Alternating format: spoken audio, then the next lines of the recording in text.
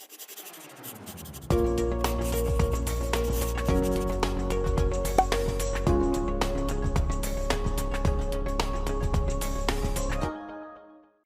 chuchus! Tudo bem com vocês? Eu sou a professora Cacau Sotero e este é o programa Fica em Casa Aprendendo. Olha, eu estou aqui no estúdio, nós estávamos ouvindo umas músicas assim bem, um pouco antigas. E aí eu fiquei pensando, né, na letra dessa canção, que era de uma banda chamada Mamonas Assassinas. O pessoal estava aqui ouvindo essa playlist, legal e tal. E a música é assim, ó. Eu dei um beijo nela e fomos para passear. A gente fomos no shopping para modo a gente dançar. Comi uns bichos estranhos com um tal de gergelim. Até que estava gostoso, mas eu prefiro aipim. Aí eu fiquei pensando, olha só, tem a ver com a nossa aula de hoje. Nós vamos trabalhar sintaxe de concordância. O que é sintaxe?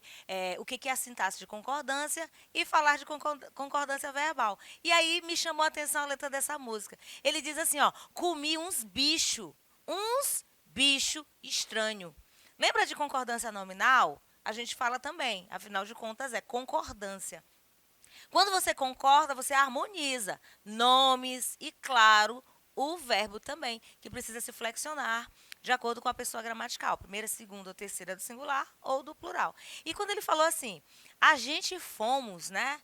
No lugar do nós, o agente significa nós, lembrando que esse agente é separado, e muita gente faz essa confusão na hora de proferir as palavras. Embora, né, muito embora, não haja assim, uma diferença em termos de entendimento. Eu costumo dizer, se você vai a um comércio comprar uma mercadoria, né, 2 pacotes de café, e a pessoa falar 2 pacotes, não vai haver quebra do entendimento, mas na hora da produção textual e também na formalidade da língua, precisamos ficar atentos a esses probleminhas que surgem por causa da variação linguística. Então, Mamonas Assassinas fez, né, eles compuseram essa canção, que é muito engraçada. Ele fala assim, ó, quanta gente, quanta alegria, a minha felicidade é um crediário nas Casa Bahia. Casa Bahia, o nome é Casa Bahia. Aí ele fala nas Casa Bahia. Enfim, várias intercorrências da linguagem e a gente vai ver isso agora, nesses cartazes que eu trouxe para vocês. Olha esse aí, ó. Atenção, neste brinquedo todos pagam. Dá para entender, não dá? Aquele brinquedo ali, todos que entrarem para se divertir vão pagar. Mas aqui, ó, todos pagam. Olha o outro. Por favor, não abrir os alho embalado. Oh, meu Deus. Devem ser pacotes de alho. Então, se colocar assim, ó. Não abrir os pacotes de alho embalados. Aí é que eu tenho uma concordância nominal que não aconteceu, né? A falta da concordância. Porque eu tenho que concordar o sujeito com o adjetivo, não é assim? O artigo com o sujeito com o adjetivo. Olha eu misturando as coisas. Quando eu falo de sujeito, eu já estou me referindo à sintaxe, que é o tema da nossa aula. O substantivo com o adjetivo, minha gente. E o substantivo faz parte na sintaxe, funciona como sujeito. Por isso que eu troquei aqui as bolas. Olha isso aqui, ó. Cuidado com os cãos. Gente, aqui tem uma questão de plural, né? O plural de cão é cães e não cãos. E o plural de mão é mãos e não mões. Vejam como a língua é complexa. Então, gente, a área da gramática que trabalha com a concordância, com a regência, que fala do sujeito, do predicado, que é oração, que é frase, que é período, é a sintaxe. Olha aqui, é a área da gramática que estuda a relação entre as palavras. Se as palavras estiverem numa sentença, precisa haver uma relação harmoniosa. O substantivo tem que concordar com o adjetivo, os numerais, na verdade, os determinantes, pronomes, numerais, artigos definidos ou indefinidos, também concordam com o substantivo. Alguns pronomes que eu estou falando, pronomes possessivos, pronomes demonstrativos, né? Eu posso dizer assim, aquele garoto, aqueles garotos, eu estou falando, me referindo à concordância nominal, e quando eu falo de concordância verbal, eu estou me referindo ao verbo e à sua relação com o sujeito, que pode ser representado por um substantivo ou por uma das pessoas gramaticais. Quem? Representadas pelo pronome, pronomes pessoais do caso reto, oblíquo e tratamento. Então, é a relação. No caso de pronome reto, é o sujeito. No caso de pronomes oblíquos, eu falo de complementos verbais, tá bom? Então, a área da gramática que estuda essa relação, eu chamo de sintaxe. Onde há essa relação? Na oração e no discurso, subdividido em sintaxe de concordância, sintaxe de regência e colocação. Que é colocação, Cacau? Colocação pronominal, a posição dos pronomes átonos em relação ao verbo. Lembram dessa aula? Eles podem vir antes do verbo, a próclise, eles podem vir no meio do verbo, a mesóclise, ou eles podem vir depois do verbo, que é a ênclise. Eles quem, Cacau? Os pronomes oblíquos átonos. Então, nós estudamos sintaxe de concordância, concordância nominal, concordância verbal. Sintaxe de regência, vem aula sobre regência por aí. É quando você estuda a relação dos nomes, que a gente vai ver numa aula, a gente vai rever, na verdade, em aula seguinte. E a sintaxe de regência pode ser nominal ou verbal. Então, eu tenho relações com verbo, verbos e complementos, e nomes e complementos, e colocação eu já falei o que é, né? A posição dos pronomes oblíquos em relação ao verbo. Que pronomes? Os átonos, tá bom? Observem aí. Ontem choveu bastante, as ruas ficaram alagadas e o trânsito ficou congestionado em vários pontos da cidade.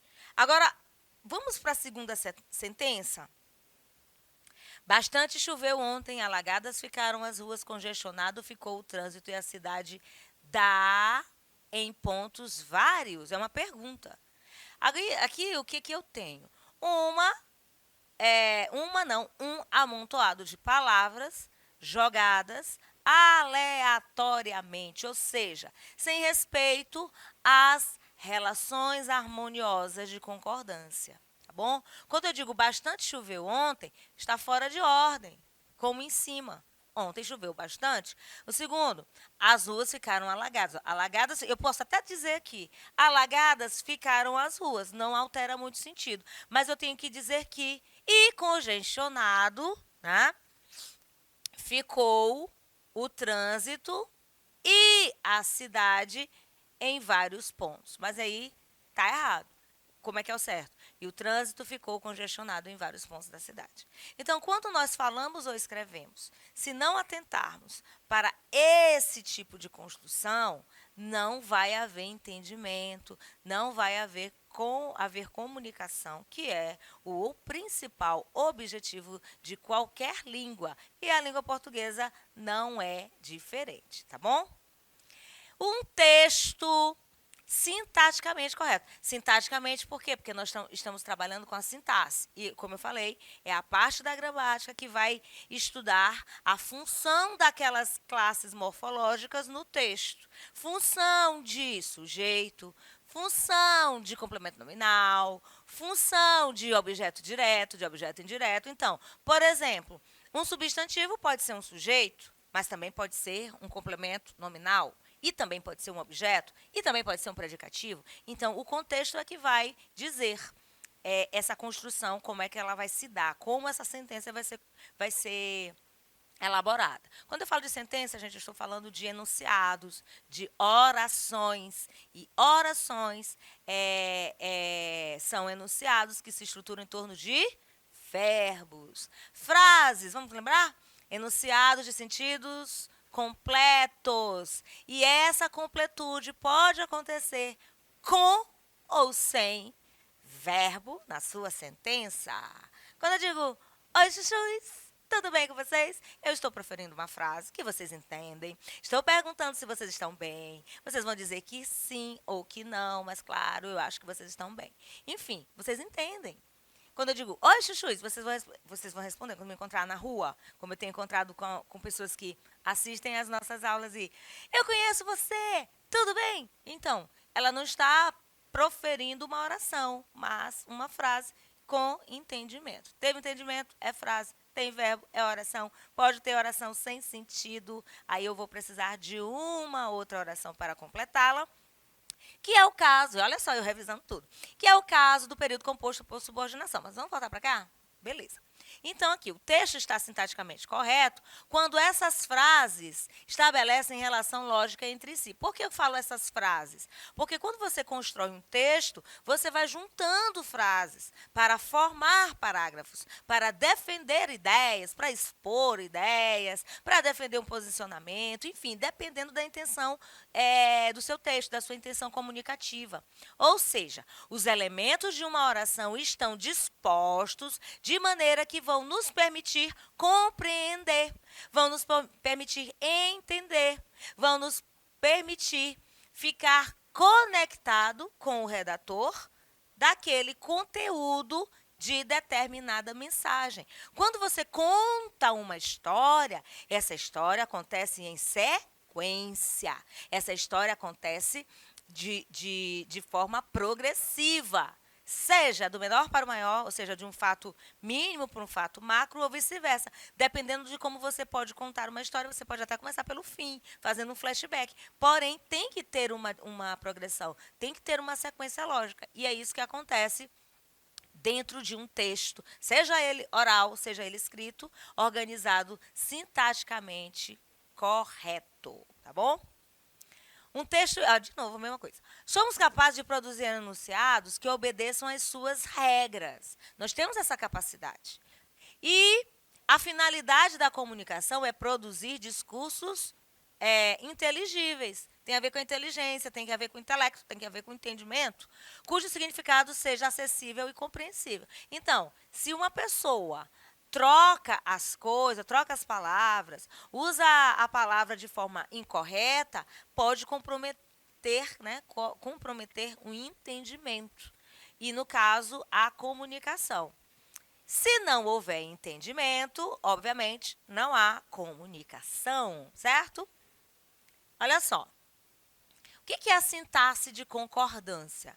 Ela estuda a relação gramatical estabelecida entre dois termos. Ela pode ser verbal ou nominal, tá bom? Dois termos. No caso da nominal, os nomes. No caso da verbal, os termos da oração, tá certo? Concordância verbal. O que é a concordância verbal? Vamos observar aqui, ó. Os alunos ficaram entusiasmados com o passeio no museu. Agora, quando eu digo os alunos ficou entusiasmados com o passeio no museu, muda a relação, no caso, os alunos é o sujeito, o verbo tem que concordar com o sujeito em número e pessoa. Ou seja, primeira pessoa, eu, o verbo tem que estar na primeira pessoa. Segunda pessoa, tu, o verbo tem que estar na segunda pessoa. Terceira pessoa, ele ou ela, o verbo deve também se apresentar na terceira pessoa. Então, os alunos, terceira pessoa do plural. A flexão aqui embaixo ficou, está na terceira pessoa do singular. Então, existe aqui um erro de concordância verbal. O que é a concordância verbal? É a concordância do sujeito com o verbo.